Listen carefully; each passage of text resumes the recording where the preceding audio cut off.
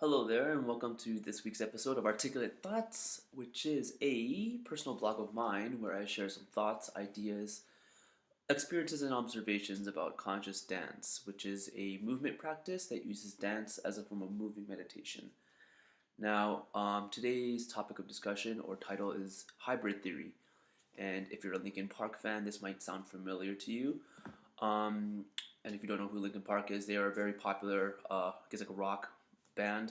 They have a very dynamic sound. Like they have like a lot of hip hop and metal and different influences into their music. But which is why I was attracted to them when I first heard of them.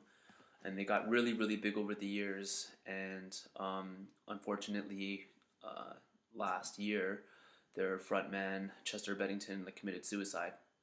And at the time, I didn't really give too much thought to it, but as of late, it's kind of been creeping into my mind a little bit. I've been going back and listening to the first album, Hybrid Theory, and listening to all the songs and having all these things come up.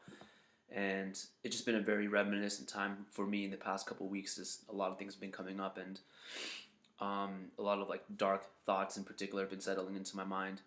And when I think about these kinds of situations, about someone like Chester Bennington, who had this magnificent career, who just kind of started from the bottom and went all the way to the top and had everything, and like you kind of imagine, I kind of ask yourself or wonder, why would someone in that kind of situation want to take their own life? And it's a very hard thing to kind of grapple with, and it's something, it's I always had this like, I used to write a lot of music, and I would perform music, and I never got to like a very high point where I was performing in front of thousands of people.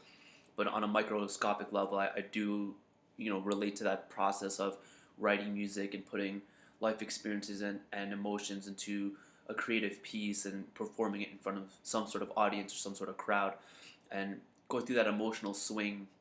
It's a very intense experience, and I got to a point in my life where I decided to stop writing music and performing certain songs, because it just, when I was writing the song and sitting down in my own privacy and creating that piece, I was a very different person from that point to the point when I was performing. And the idea of having something perform, like the performance was more of a priority than my form of expression.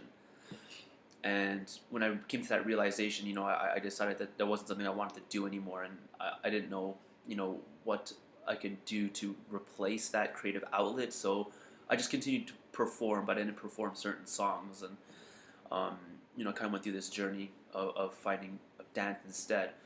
But when I put myself in the shoes of someone like Chester Bennington, who reaches high level of success and was touring around the world, every country in the world, and just performing for like massive audiences, and just so loved and so accepted, and you know you know getting on stage and reliving all those emotions again from that time where he was in a dark place, and use that emotion to leverage his creativity to create this magnificent music. But every time he's performing it, he's reliving the emotions. At least that's how I perceived it, because that's how I experienced it in myself. And it's just something that I personally feel is not like a healthy way of expressing it, because it's reliving those emotions and just like re-triggering sometimes. Now maybe he was, it's different. Some people they have that barrier, and they understand their different place in life, and it's kind of just like looking back on the past, and just kind of just reflecting and saying, hey, this is where I was and this is where I am now, and they could use that to really use that as a tool to show how far they've come and really appreciate where they are in their life. Um, this is obviously my own experience and my own witnessing and my own interpretation of how these things might go, but wrestling with my own like struggles with depression and suicide at times. That's how I would imagine myself in that kind of situation. Now, on the plus side, this is I've been giving that a lot of thought, and like I do have been reflecting and looking back on the days where things were not so great, and you know how far I've come from that point. And it's my relationship with music is like, I think it's a lifelong relationship, and it's eternal. It's never going to go away. That intimacy and that longing to connect with music and understand it, and using it as a tool to reflect myself, like that's never going to end. It's just that outlet has changed, and now this thing with conscious dance has really opened the doors for me in a very, very different way. And this is, you know, why I feel a lot strongly about it, and I, promote it, and I really feel like it's, the the thing that's really that I'm really gonna, focus as a lifelong journey, and particularly conscious dance. And when I was younger, like, I thought, I knew it was music. I did know it was music for sure, but I got caught up into the idea that if I want to make a career or if I want to do something in music, I have to be on stage as a performer, and that, that's just flat out wrong. I don't have anything, against musicians that, devote their time into the craft of producing a well produced, immaculate sound, and want to present that to a crowd like that. That's great and that's awesome. I just don't, personally, for me, performing is not the way I'm gonna be able to express myself fully. It's just a thing that I'm in the moment, and it's a thing, and it's a, my perspective is constantly evolving over time. It just, it started off as a theory, and now it's application, and it's trial and error, and it's just realizing, this is what works, this doesn't work, and just a journey of it is, and it's evolving. But this is music is a strong reflection of me and my life, and I think music is the universal language, and there's a lot that we can learn from just studying it, being with it. And I think the magic of dance is like, like dancing to music is a lot like making love to music. It's like becoming one with the music, and using this physical body that my consciousness is imbued in to express that connection in some way, shape, or form.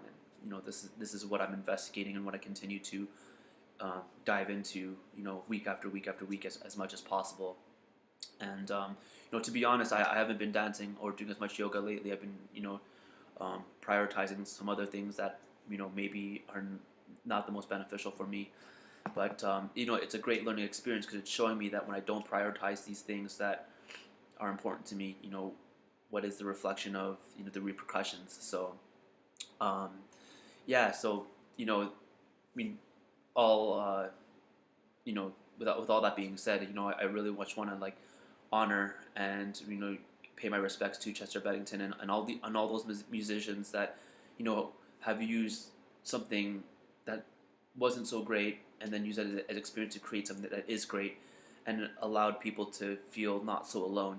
To put out music where people can listen to it and feel connected. Say, hey, like, I might be going through a tough time, but I'm not alone in this. There's people out there that feel the same way. And I would promote people to try out conscious dance, to get out there and to connect with those feelings, and express them on the dance floor, and share that experience with other dancers on the dance floor. It's a very intimate, it could be a very scary experience, because it's very vulnerable, and it's a very honest and open way of expressing yourself.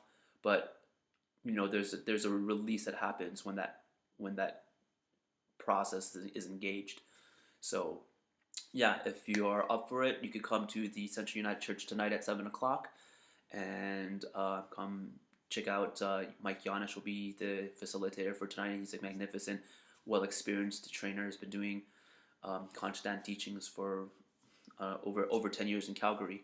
So come check it out.